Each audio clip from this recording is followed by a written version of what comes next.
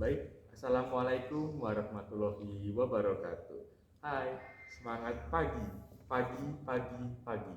Kantor Pertanahan Kabupaten Tegal melayani profesional terpercaya. Kembali lagi bersama saya Fuad Hasan. Di sini saya tidak sendiri, melainkan ditemani oleh rekan saya. Mungkin untuk lebih mesranya, saya beri kesempatan untuk mempersilahkan memperkenalkan diri, nama dan tempat penugasannya. Terima kasih. Perkenalkan, nama saya Rekil Surya Permana. Saya bekerja di Kantor Pertanahan Kabupaten Tegal, tepatnya di Seksi Pengadaan Tanah dan Pengembangan. Oke, oke. Jadi Mas Ragil ini merupakan rekan kerja saya di Seksi Pengadaan Tanah dan Pengembangan Kantor Pertanahan Kabupaten Tegal.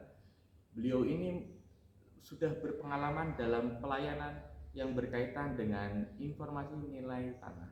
Oke, video kali ini saya akan membahas mengenai pelayanan informasi nilai tanah yang ada di Kantor Pertanahan Kabupaten Tegal yang menjadi bidang tugas seksi kami, yakni Seksi Pengadaan Tanah dan Pengembangan dengan konsentrasi pada penilaian tanah dan ekonomi pertanahan.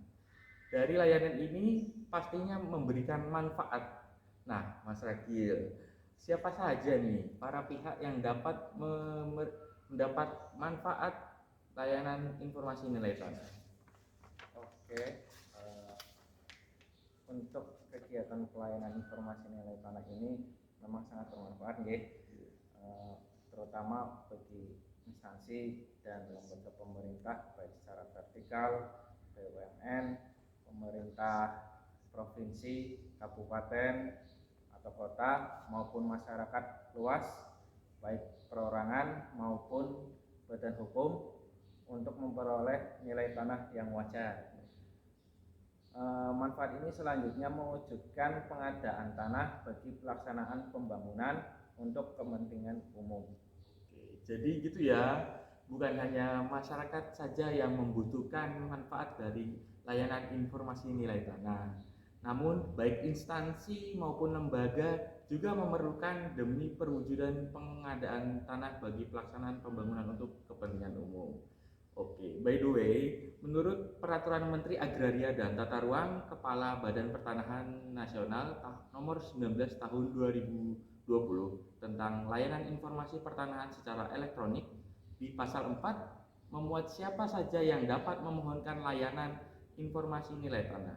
Yang pertama, perseorangan, baik warga negara Indonesia atau warga negara asing yang berdomisili di Indonesia yang keberadaannya memberikan manfaat melakukan usaha, bekerja, atau berinvestasi di Indonesia dan mempunyai izin tinggal sesuai dengan ketentuan peraturan perundang-undangan. Yang kedua, notaris atau PPAT. PPAT itu pejabat pembuat akta tanah. Yang ketiga, kantor jasa surveyor kadaster berlisensi. Keempat, ada badan hukum yang didirikan menurut hukum Indonesia dan berkedudukan di Indonesia. Kelima, ada kementerian atau lembaga, baik lembaga pemerintah non kementerian maupun pemerintah daerah.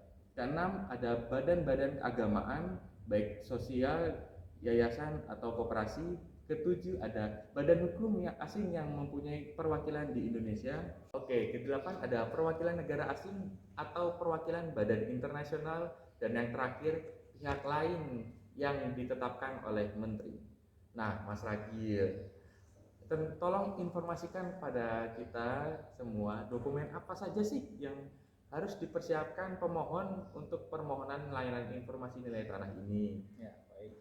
Untuk dokumen yang harus dipersiapkan pemohon untuk permohonan layanan informasi nilai tanah itu, yang pertama, yang jelas itu pertama itu formulir permohonan.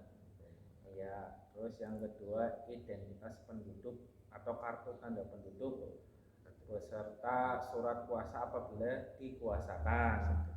Terus yang ketiga sertifikat asli. Terus yang keempat bisa dokumen yang lainnya, contoh surat perjanjian kerja dengan instansi yang berwenang. Contoh lagi, surat persyaratan dari pemegang hak atas tanah mengenai keaslian sertifikat. Seperti itu, Mas Fuad. Oke, jadi setidaknya ada 4 dokumen ya. yang harus dipersiapkan oleh pemohon untuk permohonan informasi nilai. Selanjutnya, bagaimana dengan tahapan proses pelaksanaan layanan informasi nilai tanah ini, Mas Regi? Oh, baik. Untuk yang pertama, pemohon bisa datang langsung ke kantor pejabat pembuat akte tanah, PPAT ataupun PPATS yang dari kecamatan. Bisa juga datang langsung ke kantor pertanahan. Untuk wilayah masyarakat yang berdomisili di Kabupaten Tegal, bisa datang langsung ke kantor pertanahan Kabupaten Tegal. Apabila diproses di kantor pertanahan Kabupaten Tegal, itu prosesnya ya Mas. Terus pemohon dapat membawa dokumen yang tadi kami sampaikan tersebut.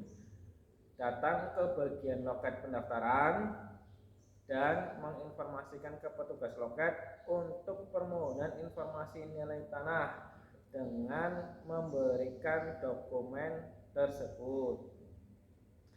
Selanjutnya nanti petugas menginput data dalam bentuk elektronik dan memberikan bukti pendaftaran permohonan dalam bentuk SPS atau surat perintah setor yang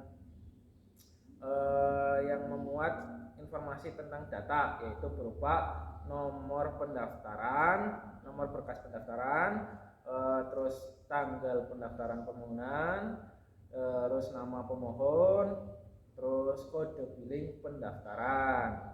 Setelah itu pemohon langsung saja melakukan pembayaran. Apabila pembayaran sudah selesai dibayar, nanti akan mendapatkan cetakan lembar informasi tentang nilai tanah tersebut.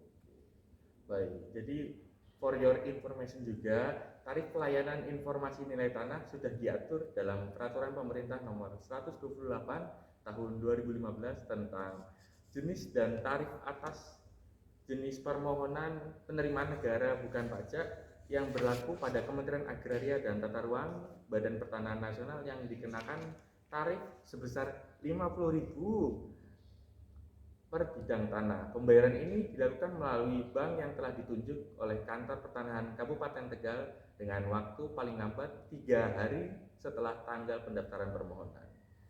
Sangat mudah dan cepat bukan? Kantor Pertanahan Kabupaten Tegal senantiasa menerapkan nilai-nilai melayani profesional terpercaya. Mungkin itu saja informasi kali ini yang dapat kami sampaikan. Terima kasih kepada Mas Ragil yang sudah menyempatkan diri memberikan beberapa informasi. Semoga dapat bermanfaat bagi masyarakat luas umumnya yang berdomisili di Kabupaten Tegal. Pantau terus channel ini dengan memberikan like, komen, dan subscribe karena ada info menarik lainnya yang bermanfaat. Tetap support dengan memberikan masukan, arahan, baik kritik maupun saran yang sangat kami harapkan agar terus meningkatkan kualitas terbaik dalam proses pelayanan. Selamat menjalani aktivitas dan tetap stay safe. Wassalamualaikum warahmatullahi wabarakatuh.